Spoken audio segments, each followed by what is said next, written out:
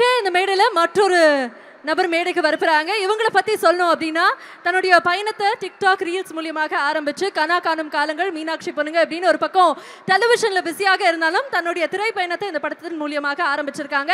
It's time to welcome Pranika அவர்கள். Can we have you on the stage please? Ladies and gentlemen, can we make some noise for? வணக்கம். Hi. எல்லாருக்கும் ஒரு hi சொல்றீங்களா? எப்படி இருக்கீங்க எல்லாரும்? சத்தம் பத்தலையே. Thank you so much. Yes, so இந்த படம் உங்களுக்கு எவ்வளவு ஸ்பெஷல்? அது மட்டும் கிடையாது, இந்த படத்துல ஒரு முக்கியமான கதாபாத்திரம் ப்ளே பண்றீங்க. அத பத்தியும் ஒரு இரு வார்த்தைகள். பிடி சார்ல வந்து ஹிப்ஹாப் ஆதியானாவோட சிஸ்டர் கேரக்டர் பண்ணியிருக்கேன். ரொம்ப சந்தோஷமா இருக்கு. ஃபர்ஸ்ட் ஃபிலிமே இவ்வளோ பெரிய பேனர்ல இவ்வளோ பெரிய பெரிய கோ ஆர்டிஸ்டோட நடிக்கிறது ரொம்ப சந்தோஷமா இருக்கு. அண்ட் நிறைய விஷயம் நம்ம கத்துக்கிற மாதிரி இருந்தது ஒரு ஆர்டிஸ்ட் இருந்துமே சரி. அண்ட் ஹிப்ஹாப் ஆதியானா வந்து பயங்கர ஃபன். உண்மையாக அதுதான் வந்து செட்டில் வந்து செம்ம ஜாலியாக இருந்தது. நிறைய நம்மளை பற்றி கேட்டு தெரிஞ்சுக்கிட்டாரு. ஸோ அதெல்லாம் ஒரு நல்ல எக்ஸ்பீரியன்ஸாக இருந்தது. அண்ட் என்னோட ரோல் வந்து ரொம்ப சூப்பராகவே இருந்தது.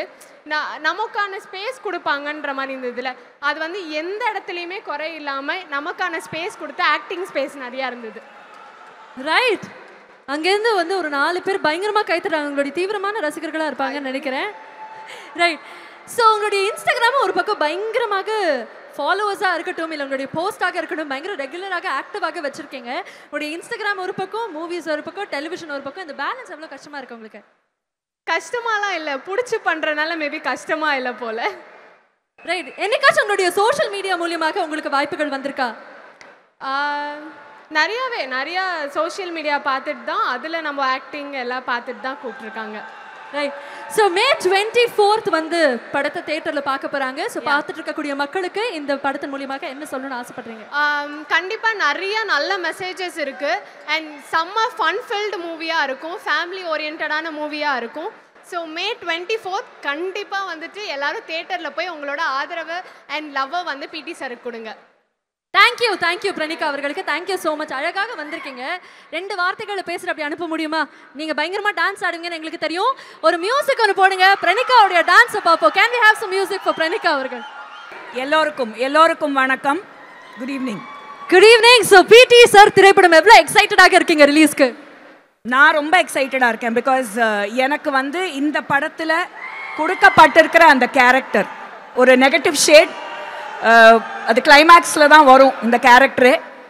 பட் ரொம்ப சேலஞ்சிங்கான ரோல். இன்னொரு பெரிய ஒரு பிளெஸிங் என்ன அப்படின்னா, எடுப்பிலேயே காம்பினேஷன் யாரோடனா பாக்யராஜ் அங்கிளோடையும் பிரபு அங்கிளோடையும் தான் காம்பினேஷனே.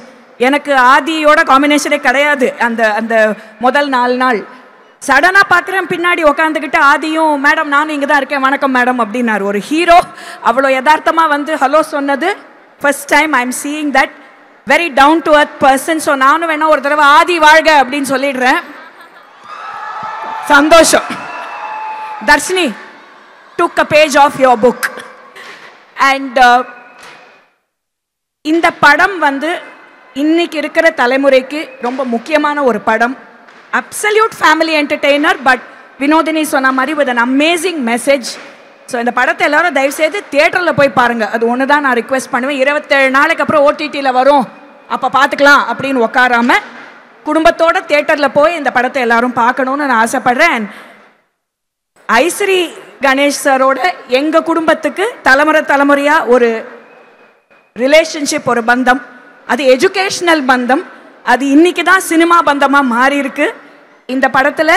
ஆனால் இந்த படத்தில் எனக்கு வாய்ப்பு கிடைச்சதுக்கு நான் நன்றி சொல்ல வேண்டியது the director of the film Karthik வேணுகோபாலுக்கு தான். பிகாஸ் அவர் தான் வந்து யூடியூப்ல இருக்கிற ஒரு ஃபேஸ் எனக்கு வேணும், ஸோ எனக்கு மதுவந்தி தான் வேணும் இந்த கேரக்டருக்கு அப்படின்னு சொல்லி கூப்பிட்டு, அது வேற என்னெல்லாம் பில்டப்புங்கிறீங்க, நடிப்பாங்களா மாட்டாங்களா, வருவாங்களா, கால் எடுத்து வைப்பாங்களா, இதெல்லாம் இந்த ஓவர் பில்டப்லாம் நடந்துச்சு. நான் சொன்னேன்ப்பா பொழப்பே இதுதான்ப்பா, தலைமுறையாக இதை தான் பண்ணிக்கிட்டு இருக்கோம், கூப்பிட்டா வந்து நடிக்க போகிறோம். ஸோ அந்த வகையில் எனக்கு இந்த வாய்ப்பை கொடுத்த கார்த்திக்கு அண்ட் தி என்டையர் டீம், நான் ப்ரெஸ் மீட்டில் எல்லார் பேரையும் சொல்லி நன்றி சொன்னேன். என்டையர் டீமுக்கு நான் ஒரு நன்றி சொல்கிறேன். இன்னொன்று, மாதேஷ் எனக்கெல்லாம் கூட லைட்டிங்லாம் ஒன்றும் பண்ணல. என்ன சார் மட்டும்தான் போல இருக்கு. ஒரு லைட்டிங்கில் சும்மா வருவேன், கோட்டை மாட்டி விடுவாங்க, ஒரே புடவை 5 நாளைக்கு, தலையை நம்மளுக்கு வேணும் வேலை கிடையாது, வாரிக்கிட்டு வந்து நிற்போம், ஷார்ட் ரெடி மேடம் பேசுங்க அப்படின்றாங்க. ஸ்ட்ரிக்ட் ஆக்ஷன் எடுக்கணும்னு நினைக்கிறேன். வர எல்லா ஆர்டிஸ்டும் கம்ப்ளைண்ட் பண்றாங்கன்னா அப்ப எவ்வளவு நாட்டியாக இல்ல இது நீங்க கண்டிப்பாக எடுத்து இத பத்தி ஒரு தீவிர கமிட்டி ஒண்ணு வச்சு ஆலோசனை பண்ணி ஏதாவது பண்ணுங்க தயவு செய்து. கண்டிப்பா மேம். படத்தினுடைய டைட்டில் பிடி சார். உங்களுடைய லைஃப்லயும் ஒரு பிடி சார் கண்டிப்பாக இருப்பாங்க. அவங்க எப்படி ஊபர் கூலாக இருந்தாங்களா, ஸ்ட்ரிக்டாக இருந்தாங்களா, இல்ல எப்படிப்பட்ட பிடி சார் கடந்து? நான் பார்ட்டி ஸ்கூல்ல படிச்சேங்க. பிடி ஸ்டார் என் கூட ஸ்ட்ரிக்டா இருந்தாருன்னா அவருக்கு தாங்க பிரச்சனை வரும். அதனால அந்த மாதிரி வாய்ப்பெல்லாம் எனக்கு அமையவே இல்ல. அப்ப இப்படி கேக்குறேன் மேம், அந்த பிடி சாருக்கும் இந்த பிடி சாருக்கும் என்ன மேம் வித்தியாசம்? இந்த மாதிரி பிடி சார் கிடைக்க பசங்க கொடுத்து வச்சிருக்கணும், அதுதான் நான் சொல்ல முடியும். ரைட் மேம், நீங்க சொன்னீங்க Ishari sir is coming from educational background. Education and cinema together ரெண்டுமே அழகாக பேலன்ஸ் பண்ணிட்டு வந்துட்டு இருக்காரு. பட் ஆனா இது அவர்கிட்ட நான் ஆல்ரெடி கேட்டிருந்தேன். பட் இருந்தாலும் உங்கள்கிட்ட கேட்கிறேன், எஜுகேஷனல் பேக்ரவுண்ட்ல இருந்து வந்தா கூட இப்படிப்பட்ட ஒரு படம் அவருடைய ப்ரொடக்ஷன்ல வரதை நீங்க எப்படி பாக்குறீங்க?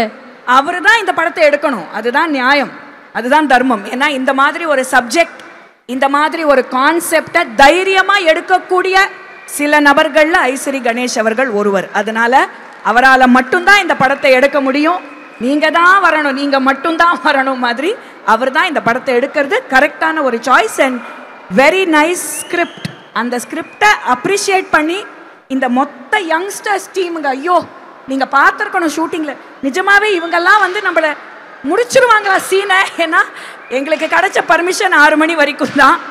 அத்தனை ஜூனியர் ஆர்டிஸ்ட் அண்ட் காம்பினேஷன் பார்த்தீங்கன்னா ஒரு பக்கம் பாக்யராஜ் அங்கிள், ஒரு பக்கம் பிரபு அங்கிள். ஏற்கனவே டைலாக் பேச வாயெல்லாம் குளரும். இதில் இவங்க 2 பேர் முன்னாடி வேற நம்ம டைலாக் பேசணும், பின்னாடி வந்து ஒண்ணுமே தெரியாத மாதிரி தியாகராஜன் அங்கிள் உட்காந்துட்டு இருப்பாரு. அவருக்காக தான் நான் பேசுறேன் டைலாக். இதுதான் என்னுடைய சூழல். So you can imagine what I went through.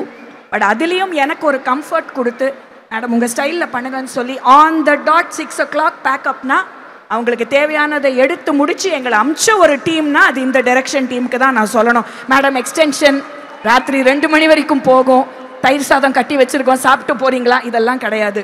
கொடுத்த டைமில் கொடுத்த ஷார்ட்ஸை பர்ஃபெக்டாக எடுத்த ஒரு amazing team, Karthik and his team of directors.